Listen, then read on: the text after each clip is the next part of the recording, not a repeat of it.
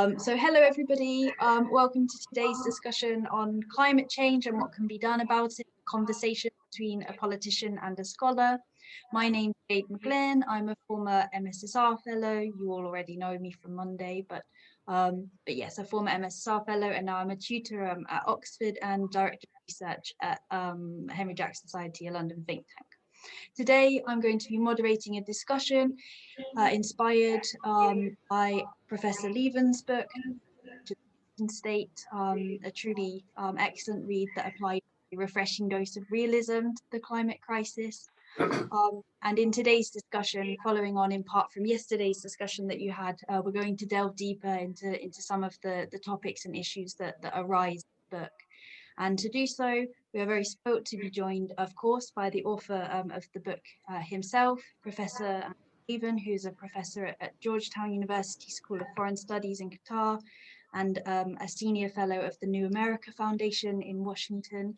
Previously, Professor Lieven was chair of International Relations and Terrorism Studies in the War Studies Department at King's College here in London.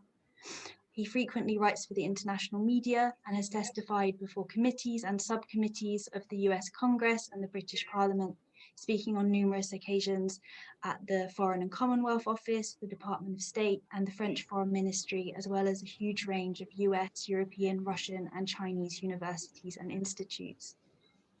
We also have the incredible honour of being joined by Governor Jerry Brown, whose own efforts to tackle the climate crisis have been tireless. Governor Brown completed his fourth term as governor of the state of California in 2019. He first became governor of California in 1974 and was re-elected in 1978. After his first two terms, Governor Brown lectured and travelled widely. He practiced law, he served as chairman of the Democratic Party, and he ran for president. He was elected mayor of Oakland in 1998 and California Attorney General in 2006. He was elected to a third gubernatorial term in 2010 and a fourth term in 2014. During this time, Governor Brown helped eliminate the state's multi-million budget deficit, spearheaded successful campaigns to provide new funding for California's schools, and established a robust rainy day fund to prepare for the next economic downturn. And especially relevant to today's discussion, his administration established nation-leading targets to protect the environment and fight climate change. Governor Brown, Professor Lieven, thank you so much for joining us today. My pleasure. Look forward to it. Could I start with a question addressed to both speakers, and that is, what has gone wrong so far in terms of how different political groups and actors have addressed the climate crisis? Perhaps I could start with you, Governor Brown. What's going wrong? I didn't hear your full question. Say it again. What's gone wrong? So what are politicians, political groups, nations, what are we doing wrong? Well, what's being done wrong is the failure to grasp and take fully the consequence of what the world's facing with the climate threat. Global warming is real. It's been denied by many in powerful circles, particularly Republicans in America, particularly by oil companies, other national leaders. So we have a global threat that is the result of our entire modern culture based as it is on fossil fuel.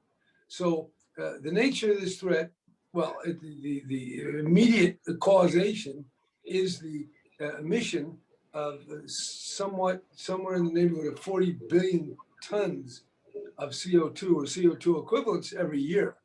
And that is piling up a blanket of sorts, encompassing the earth, making everything warmer.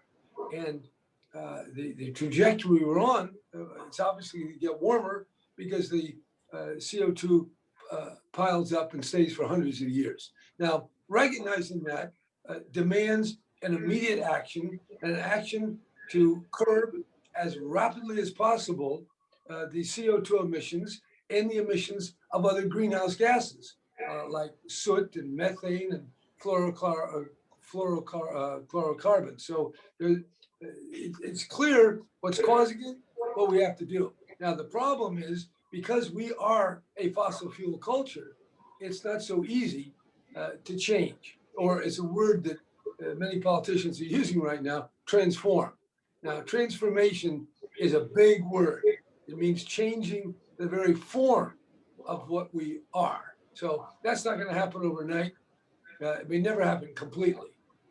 So we need to get the recognition that we can take action because we have the technical means, certainly to curb the greenhouse gases much more than we're doing today, dramatically. And we have to keep inventing technologies so that we can extract carbon from the atmosphere and continue building a society, shelter, technology, food production, manufacturing, all on a zero or near zero carbon basis. So that's a big, tall order, but the biosphere is not giving us any, it's not giving us a pass. No leeway here.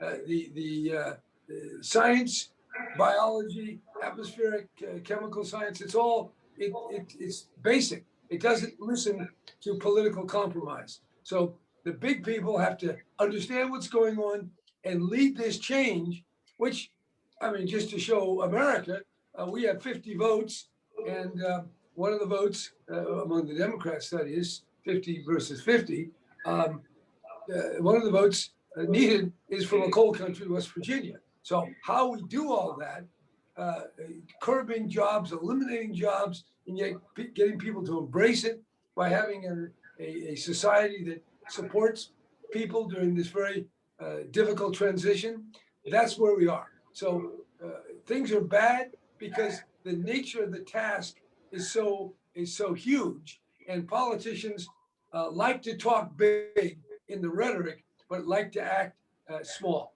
in little steps, because given the conflict and the divisions in governments, that's about the most you can get. So until we get a bigger hit, a bigger experience of what global warming is doing, we're going to move at this glacial pace. Thank you very much, Governor Brown. Professor Lieven, do you agree with what Governor Brown said, and in particular with the reasons why we haven't seen an adequate response or immediate action to the scale of the problem? Yes, I think the governor has summed it up very well in saying, that we are a fossil fuel economy society, and we have been, of course, not just since the Industrial Revolution, but since the first pre-human cut down a tree and lit a fire. And it is very difficult to get away from that. And then, all kinds of very familiar human features kick in. There is self-interest, obviously the self-interest of the corporations concerned, but also the self-interest of people who do not want to pay higher fuel prices, pay higher taxes, especially not, as I was saying yesterday, for the sake of future generations who they won't see. So there is a lack of altruism, there is a lack of willingness to sacrifice.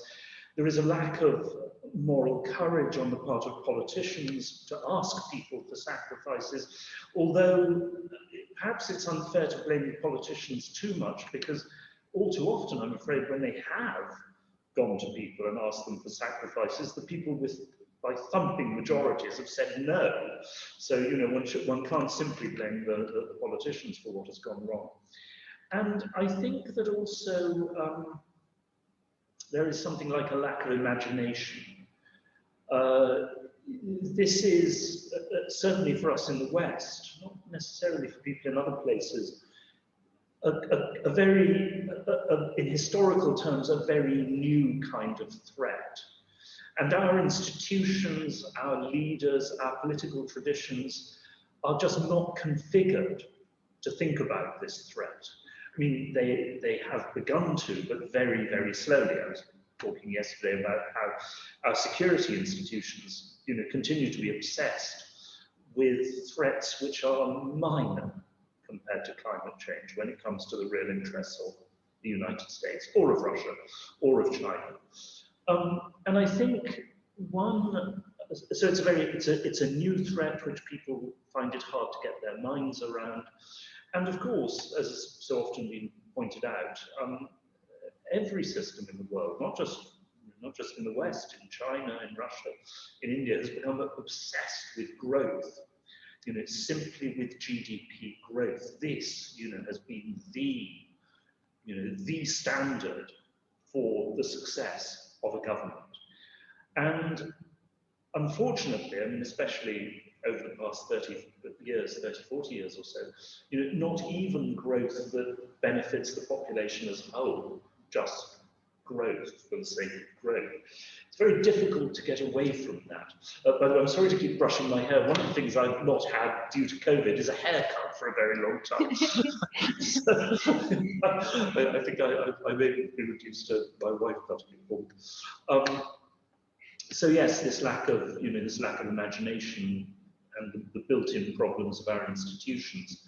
And I think perhaps also, one reason why, relative to the West, of course, the Chinese continue to pump out more and more carbon gases, but actually, in terms of their relative living standards, the Chinese have done a good deal more than us so far.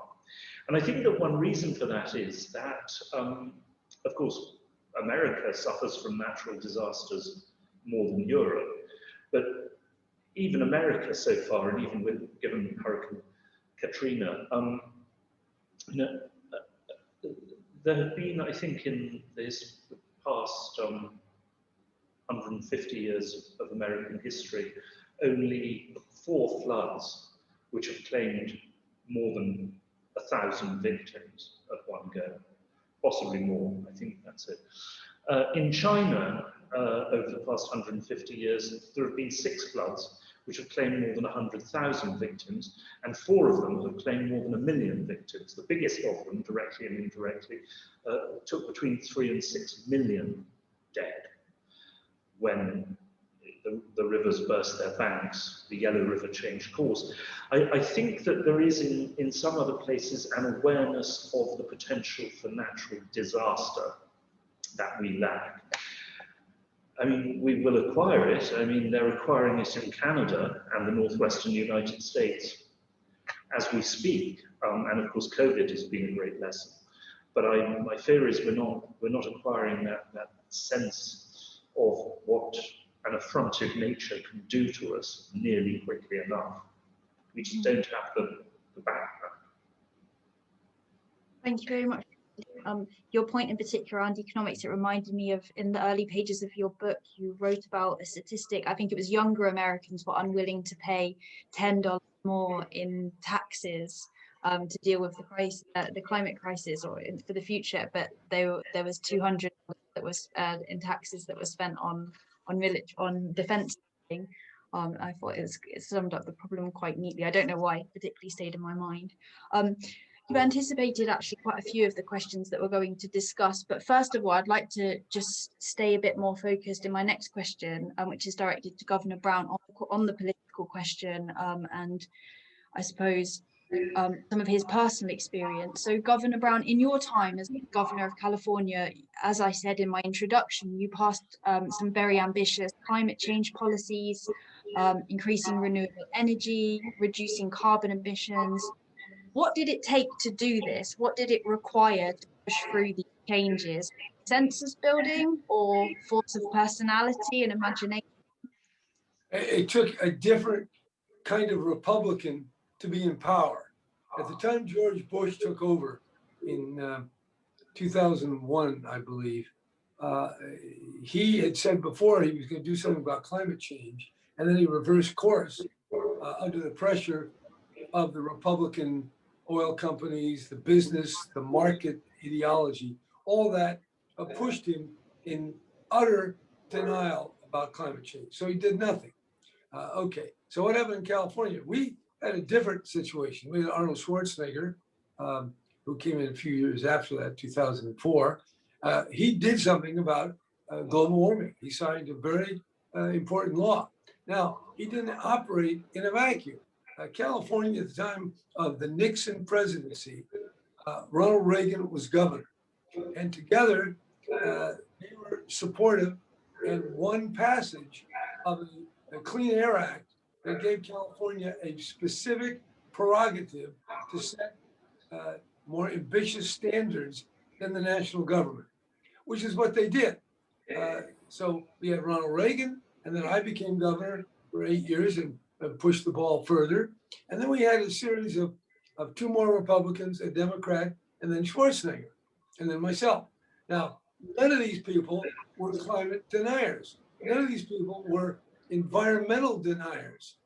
Plus, beginning back under Reagan, a mechanism was created called the California Air Resources Board that had the coercive power of government to order things, to require the electric companies, the gas companies, to reduce pollutants, and eventually, under the law that Schwarzenegger signed, reduce carbon emissions, CO2 emissions. So we had the institutional capacity, we had the political acceptability on both the Republican side and the Democratic side of dealing with pollution.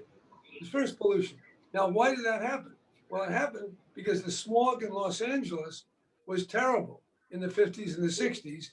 And so even Republicans, in fact, I don't say even, there was no distinction really in the distaste for the yellow haze that engulfed Los Angeles, where in that area, 50% of the people who watch California television are watching it on Los Angeles stations. So that gave the impetus to establishing a powerful environmental government mechanism.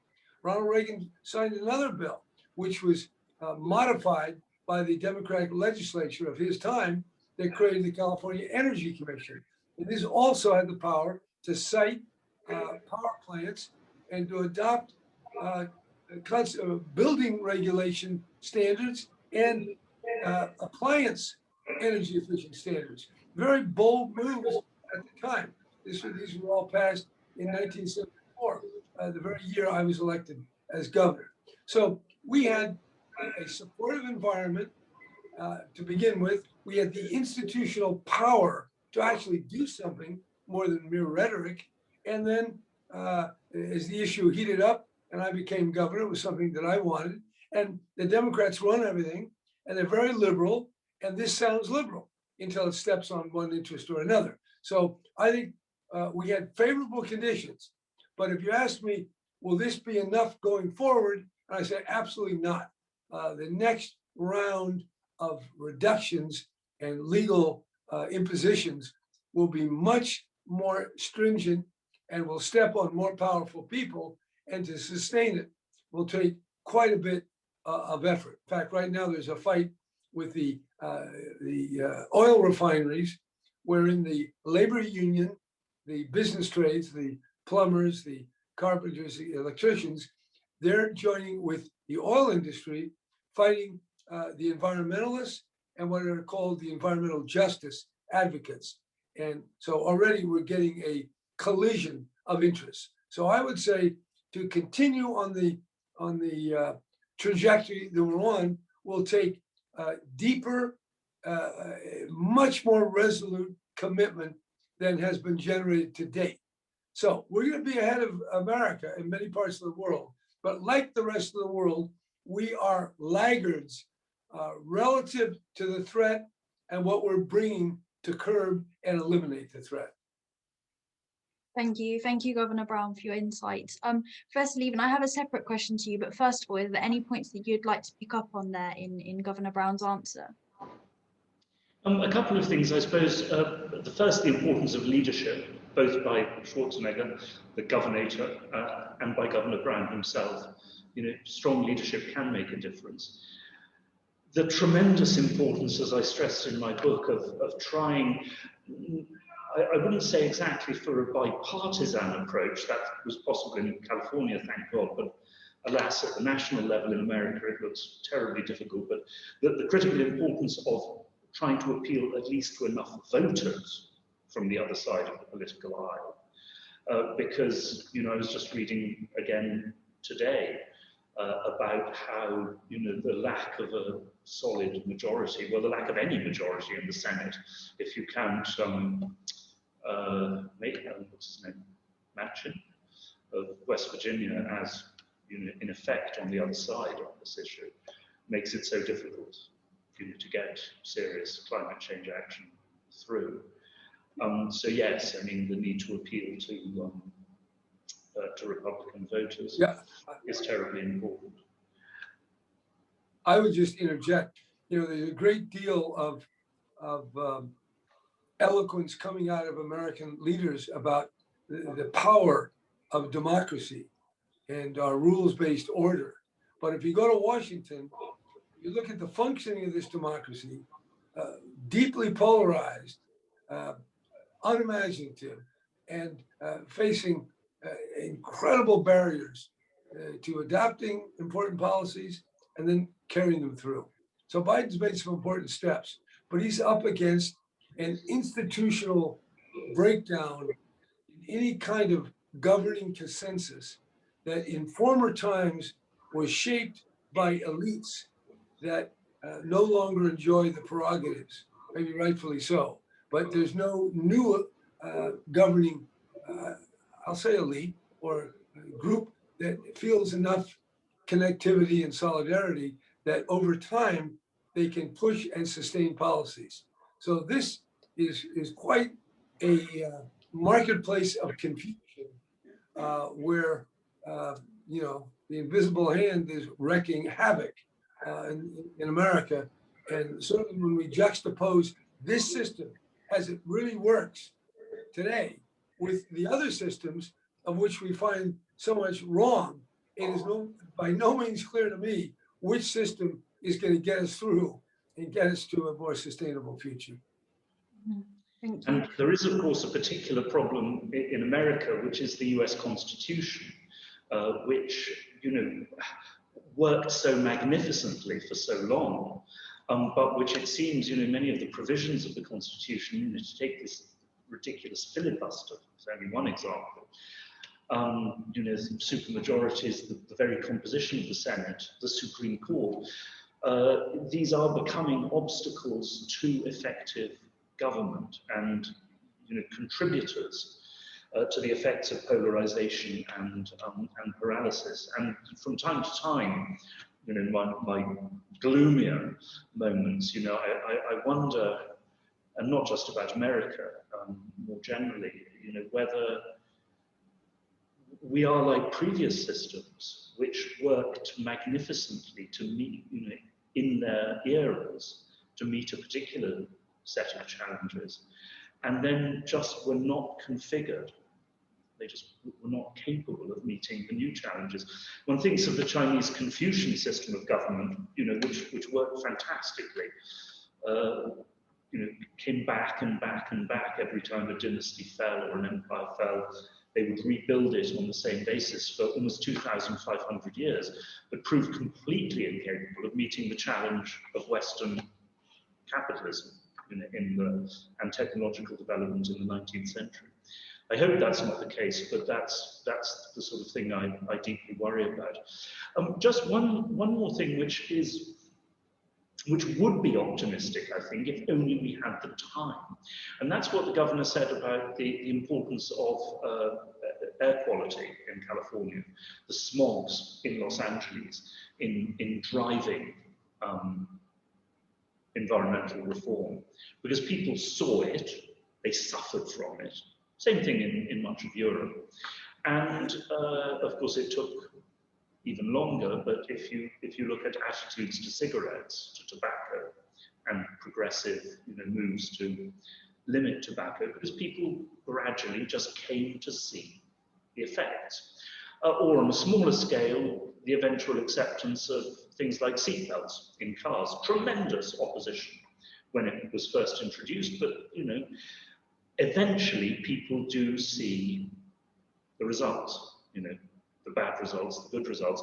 Now, I think that with time, you will see the same effect, from the heat waves that we are seeing and the deaths that result, the tremendous economic damage, and just the physical, the physical pressure on people, and of course the tremendous extra costs of having to install air conditioning. If only we had the time, I would actually be quite confident that people will come round. to, to much stronger action on climate change, because they will begin to feel it on their own skins, as they say in Russia. But of course, the question is, do we have the time? Do we have enough time to wait, for these effects to kick in? The general kind of scientific consensus is that we don't. We have to take action much more quickly, and that that means also really, really, really trying to stir people into action on this. Thank you. Since we don't have the time, or since the consensus is that we don't have the time to wait for the realities of climate change to force people to not see it as an abstract threat and not take it adequately seriously, I'd like to just go back to perhaps the issue more of political systems and how to engender that mobilizing force. And Professor Lieven, I have a question for you, and it comes from your book, where you wrote that if action against climate change depends on the abolition of nation states, then there will be no action. You wrote this before the pandemic, but with particular reference to that statement, in what ways has the pandemic reinforced you in any ways? Well, I mean, obviously the COVID pandemic has emphasized the need for international cooperation, and failures in international cooperation, have been tragic and shameful, frankly, and have had very bad effects. But I think that what COVID has also really emphasized is the absolute centrality and inevitability of state action, when you need to get things done, because only states actually have the authority and the executive power to get a lot of things done, or not done. Only they can close borders, only they can impose, in the case of the pandemic, only they can impose lockdowns, only they can, shut businesses and enforce mask wearing, only they can, the international community, of course, the wealthy nations, can and should do much more to distribute vaccines. But of course, the vaccination programs themselves will have to be implemented once again by state medical authorities. And of course, also when it comes to public resistance to taking the vaccine, you need, if not state compulsion, well, actually you do need state compulsion in many areas. The state has to say, in this and this category of employment, you will be vaccinated, or you will be fired or suspended from your job. Once again, only state laws can do that. And states, not only states, I mean, obviously civil society plays a tremendous role as well, but undoubtedly state propaganda, if you like to give it that name, state information campaigns, are also critical just to telling people, for God's sake, get yourself vaccinated. If you don't, you are, you're betraying your neighbors, you're betraying your relatives and friends, you're betraying your society. Once again, governments have to say that. So once again, I'm in no way, not at all, opposing international cooperation and the role of international institutions. But I think COVID has really emphasized, that in the end it is states that have to act. The other thing that I think COVID really has emphasized, but here one's not just one's talking about also state policy, but also more widely in thinking, is that it has accustomed people, even conservatives, perhaps not quite so much in the US, but even in the US, to a level of state intervention in the economy and a level of state spending, which would have been inconceivable only 2 years ago. I mean, that has been quite a revolutionary change. Now, of course, there's resistance to Biden's infrastructure plan. But once again, I mean, 2 years ago, the Republicans wouldn't have considered it at all. They would simply have barred it absolutely. And I think, of course, what the pandemic has also showed is that we have, we should have learned that, by the way, from 2008 financial crisis, is that we've been told for so long by so many people, oh, this is impossible, it's too expensive, we could never raise the kind of sums needed, to move away from fossil fuels. Well, What we have seen is, and that's also why in my book I talk about the experience of war and preparation for war, and if you like, I mean, military budgets today. In a real crisis, or if something is seen as a real threat, in countries as rich as ours, the money can be found. The money is there, if really necessary, and if the need for it is recognised. So I think that has also been a very positive effect of COVID from the climate change point of view. I mean, a third effect, which I had hoped to see, talked about this a bit yesterday, was that I thought it would really sensitise people to the fact that there are threats out there which are quite outside what used to be the frame of our usual thinking, and that it would sort of really explode people's imaginations a bit when it comes to the dangers. But that, it appears, has not really happened. But then sometimes these things take a while, to kick in. So I'm still fairly hopeful on that score. Mm-hmm, mm-hmm. I think that's a nice way. It's a really evocative way of putting it. That the hope that it will explode political imaginations at some point. Governor Brown, what lessons do you think that world leaders or multilateral bodies or any leaders can learn to the climate crisis? First lesson is science. That there's something called science, and that it tells us facts or important theories or ideas about what's going on in our world. So the fact that you can't see the virus doesn't mean you can't get sick and die. So people put on their masks, they stay in their house, they kind of get it. Now, so I think this is a renewed confidence in scientific reporting, scientific evidence statements. Okay, you can't see it. You haven't thought about it before. It's not in your local politics or amusement, education, whatever, but here it is. So wake up. So it's something, we had to learn something new. COVID, that's brand new. Okay, so that's important. That tells us that what appears to be in the ritual confirmation of our everyday imagination or reality isn't necessarily true. You look at somebody, they look okay. Oh no, they're carrying the virus, and pretty soon you got it. So you learn that story, and you got to react. Okay, what's the reaction? Government puts a lot of rules in, number one, and number two, we get scientists that do great work in coming up with a vaccine. And by the way, the vaccine is not Republican or Democrat, not repressive or libertarian or human rights. It is a set of investigations and observations and conclusions. So I think this is good learning for the politicians, which I'm one. And certainly science is not our main game. The main game, well, there's only one game to any successful politician, and that is continuously thinking about how at the next election he will get more votes than his opponent. I mean, that's the essence of what it is. You can dress it up with Communist Party in China or human rights or whatever in America or Britain or whatever, but bottom line, they're looking for that. So when you get to science, that's a different domain. So I think this is a very helpful, salutary experience that we're learning from the virus.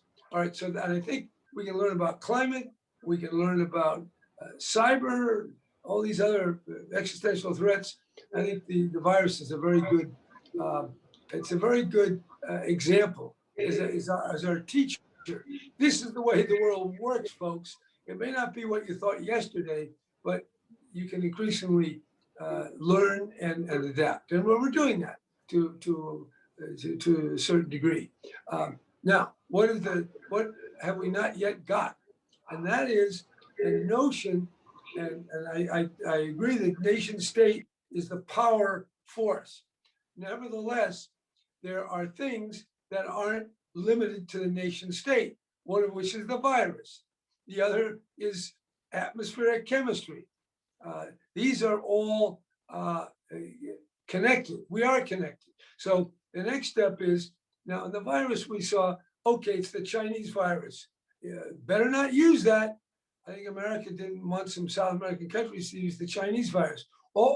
China is engaging in virus diplomacy in Africa. We better watch that. And then the Russian vaccine, rather, vaccine can be used in Europe. Is that right? Does NATO approve of that? So we're very much into our nationalistic blinders that limit our understanding that this reality, the virus, like climate, is global, or what I would call planetary. And by my notion of planetary realism, you have to look and exercise your national interest, but realize we're all nationally interested in planetary threats.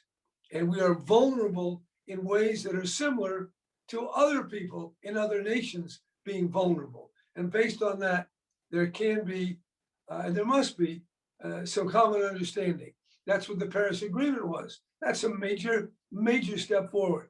I can tell you that as governor, I had, the most vivid was a press conference at the NASA facility near Stanford University. And at this NASA Ames, it's called.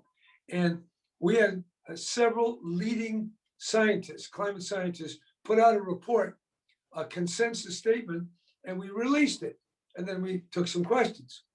Not a word of that press conference was reported, because that information was not fitting within the rubric of news of the day. And news of the day is an iron imperative. It has the force of any doctrine that might have emanated from the Vatican in the Middle Ages. This is fundamental to modern media, and that is, you shall talk only about news of the day. And longer term things are not news. Put it in a book, maybe a magazine, but not the daily news, even the New York Times and the Washington Post. Now, what's happened is climate change has entered news of the day. A lot of things have happened. Votes at the oil company boards of directors, or rather the shareholder meetings, banks, insurance companies, politicians, and now we're getting ready for Glasgow and the COP, Conference of the Parties. So we've come up. The point I want to make is, not very many years ago, climate was not utterable because it wasn't relevant. It wasn't news of the day. Today, it is actually something that more and more people are thinking about. It's entering into government. Biden is talking about it in ways that Obama, his first 4 years, never thought was that important. So we are making progress, and the question is, what's moving faster? The accumulation of greenhouse gases enveloping our Earth, or the action of leaders, business, cultural, religious, governmental, on planet Earth. Thank you very much, Governor Brown. Professor Lieven, to pick up on a few of the points that Governor Brown made there, particularly to do with nationalism, and to link them into one of the core, well, essentially the core argument of your book about the power of nationalism as a mobilizational force to tackle climate change. What are the ways in which nationalism can be channeled? Can we channel that same nationalism that's used to whip up support for defense budgets? And can we put it towards targeting it against climate change? And how do we keep it focused in that more positive way without it giving way to the sort of vaccine, the accusations of vaccine diplomacy and the sort of less positive forms of nationalism Governor Brown referenced? Oh, you're on mute, Professor Lieven. It has to happen once. They asked me to mute it so it wouldn't interfere. I think the first thing we have to recognise is that nationalism is there. It's obviously there in America. It's there in Europe in a more muted way, but it was very strongly present in parts of Europe, growing again in other parts. And of course, it's a tremendously powerful force in other countries of the world. And not just autocracies, but also in many democracies as well, if you look at India, to take one example. So it's, you know, nation states are not going away and nationalism is not going away. So the first thing is, you know, you have, if you like, a given, and you need to try to shape it in positive ways. Whether it will be possible to do so, frankly, I don't know. I mean, I hope so. That's why I wrote the book. But I'm vividly aware of the challenges, you know, and the difficulties, and of course, naturally, speaking as a historian, I mean, the ambiguity of nationalism, absolutely. And of course, in the book, I make clear again and again, I'm talking about, you know, what I call civic nationalism, or what other people call patriotism, and clearly a return to ethnic chauvinist nationalism would be a catastrophe, given that all our societies are, to a greater or lesser extent now, multi-ethnic. Although, of course, on that score, nationalism is a threat, but as so many people have pointed out, the piece, I can't remember his name, in the New York Review of Books a few months ago by somebody from Northern Ireland on the subject of identity politics. He said he'd seen it in Northern Ireland, and he'd seen its results, and he warned people rather strongly against, you know, going down that route. Of course, what I argue in the book, when it comes to the importance of nationalism, is twofold. The first is this point about sacrifice. I do think, looking at economic realities, that people are going to have to make sacrifices if we are going to act quickly enough. It's not that I dismiss the possibility of technological breakthroughs in future, but, you know, we cannot rely on that. We cannot wait for that. And also, you know, if you look at so many of the technological breakthroughs of the past, or rather not the breakthroughs themselves, but their implementation, states were often, or even usually, critical to actually, you know, bringing in these extremely expensive programs. Not always, but quite often. And, you know, on the basis of taxes. That has been, I mean, if you take the expansion of the railways in much of the world, you know, that required enormous investment by states, raised in taxes from the population.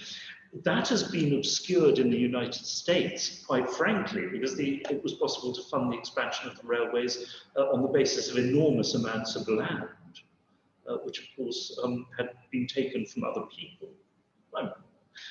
Inevitably, but I mean, obviously that is not something which was available to China or Japan or Iran or, you know, or most of Europe or Russia. So the need for sacrifice, and if you look at modern history, at least with the decline of religion and with socialism now in abeyance, you know, it has been above all nationalism which has been able to motivate masses of people to make sacrifices. It's the first thing. The second thing is sacrifices for future generations. I talked about this yesterday in this terrible problem which has been raised again and again. How do you get people today to make sacrifices for generations, you know, in future? And of course there, the continuity, the future existence of the nation is critical, you know, to making this appeal. You know, you want America to be around 200 years from now. If you don't do something about climate change, it's not going to be, you know, or England or Russia or China or whatever. And, you know, as I say about the Chinese as well, the Chinese, you know, when the Chinese leadership say that they are, you know, determined to pass a wealthy and successful China onto their grandchildren, they mean their grandchildren, right, in the Chinese elites. But in any case, they do have this sense, it seems, which I fear too many people in the West have lost, you know, that of the continuity of Chinese history and the need, you know, to actually work for the future of the country. So that's the second thing. And the third thing is messengers, you know, try to mobilize messengers. including from the national security elites, which is, of course, very, very difficult, terribly difficult.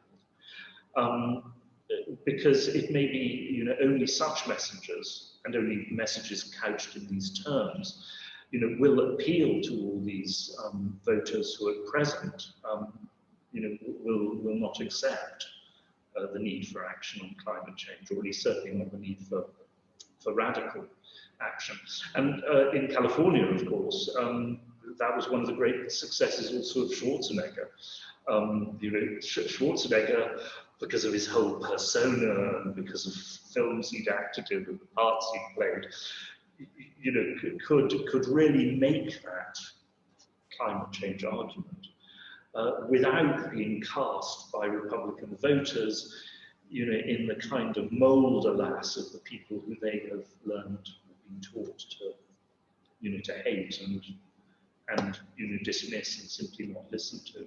So those are my three arguments for the importance of nationalism, as when it comes to trying to find the motivation, and also, once again, as I said yesterday, the need, particularly in America, but in Europe as well to a lesser extent, to create a new national dispensation, a new national consensus, like the New Deal, or, well, like politically, not like in content, the Reagan-Thatcher consensus that was created in the 1980s. And certainly if you look at American history, I think it's fair to say that it has never been possible to do that without an appeal to American patriotism, or nationalism, if you will, and an appeal in terms of the country as a whole.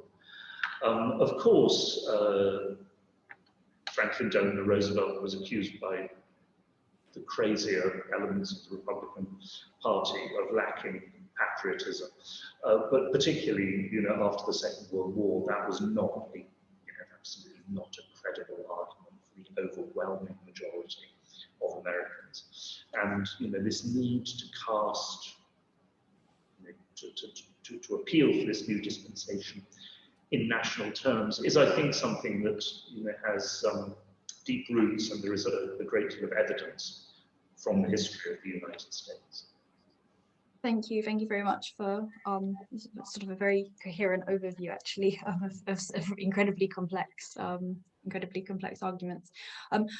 Now, we're going to very shortly go to questions from the audience. So if the fellows could prepare their questions, but I'm very cheekily going to just ask one final question and completely abuse my power as chair, which is on a related but a slightly different topic, which is I would be interested in hearing both speakers' thoughts on nuclear energy, its role as we try to move towards cleaner forms of energy. Governor Brown, would you like to start? And then I'll come to you, Professor Lieven.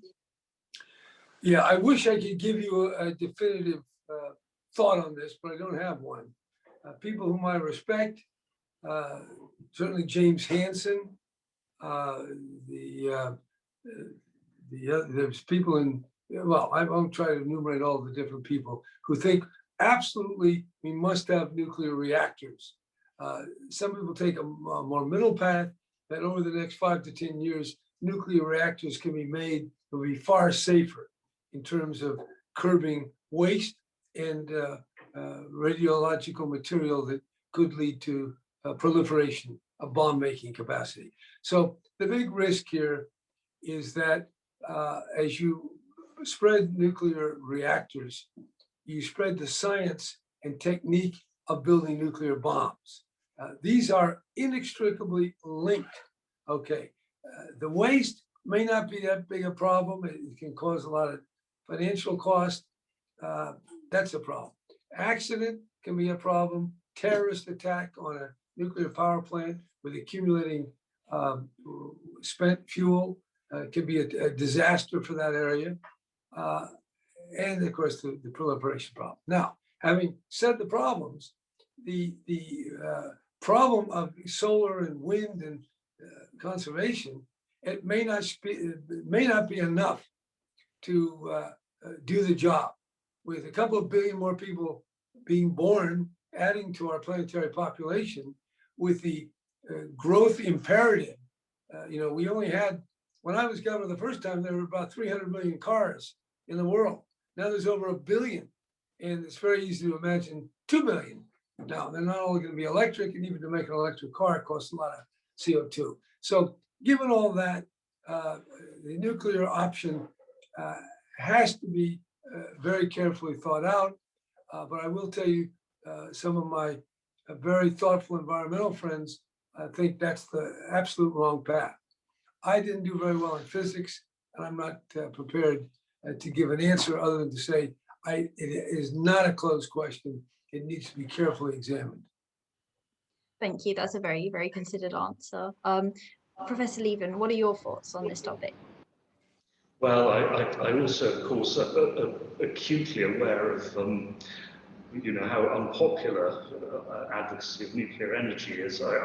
I've suffered personally from friends, acquaintances, family on this score.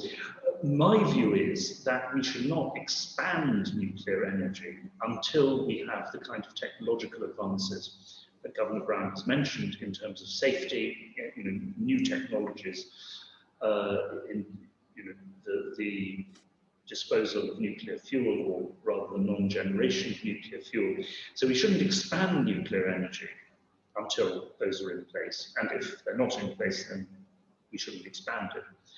But I strongly oppose decommissioning nuclear plants, at least unless they're obviously worn out and unsafe, until alternative energy is in a position fully to replace them.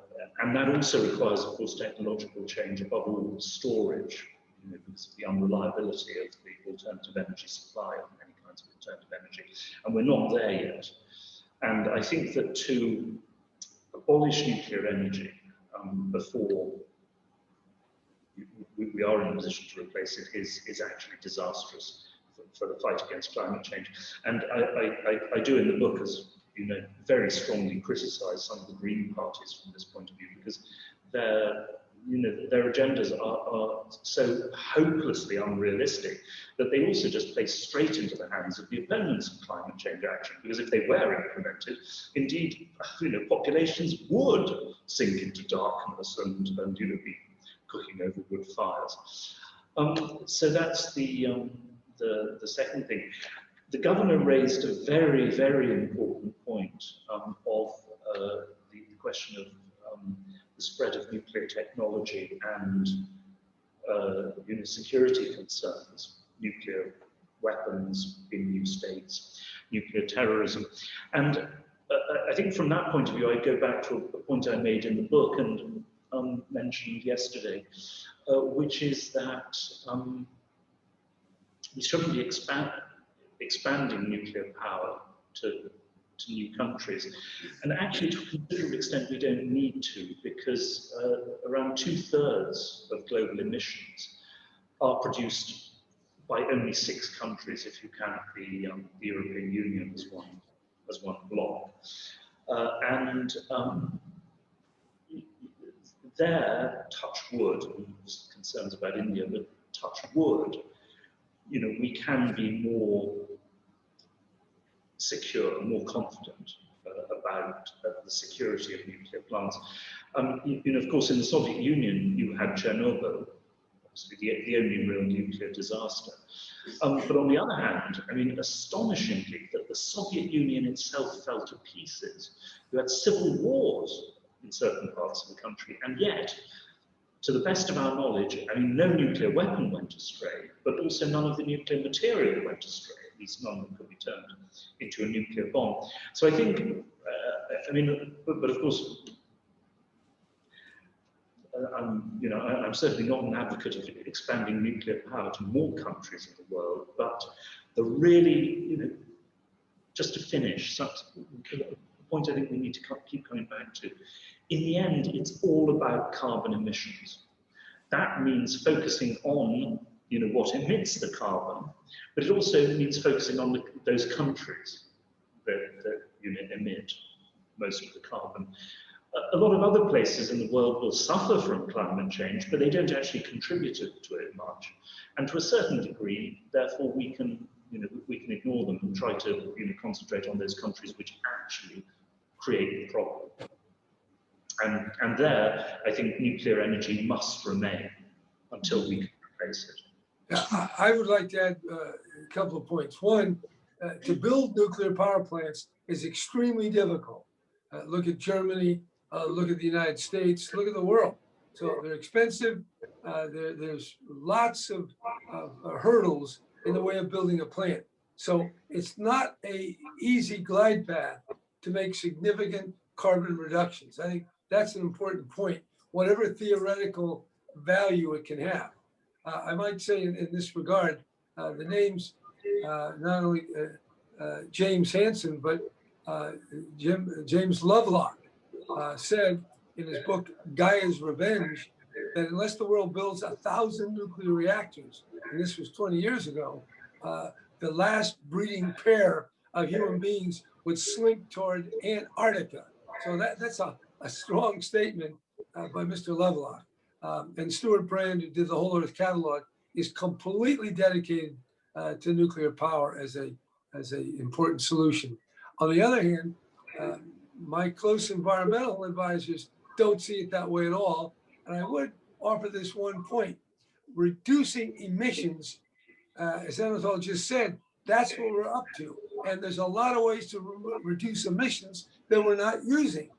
So the difficulty of building nuclear is very competitive with the difficulty of curbing carbon, whether it's a price on carbon or whether it's rules to restrict activities that generate greenhouse gases. So we're kind of caught betwixt and between, and it is an important topic, but relative to the climate challenge, there's so many other things we need to do right now to get the political will, mobilization to take actions all over the world, and with transportation, with electricity going to renewable, with other kinds of manufacturing processes, agricultural lands, airplanes and ships, lots to do to change fuel and change behavior. I was just on the freeway of California yesterday, going from Northern California to San Francisco, bumper to bumper. It's been as crowded as it ever was. And most of those cars are emitting greenhouse gases. So there's a lot to do with just the way we organize our lives, our imagination, our machinery, and the fuels that feed it. So this is a mixed bag here, and I think it deserves a lot of thoughtful analysis. Thank you. You certainly provided, you and Professor Lieven have certainly provided the thoughtful analysis there to the rather, to the essentially very complicated question of nuclear energy and the pros and cons. I now need to stop being greedy and to hand over to the fellows.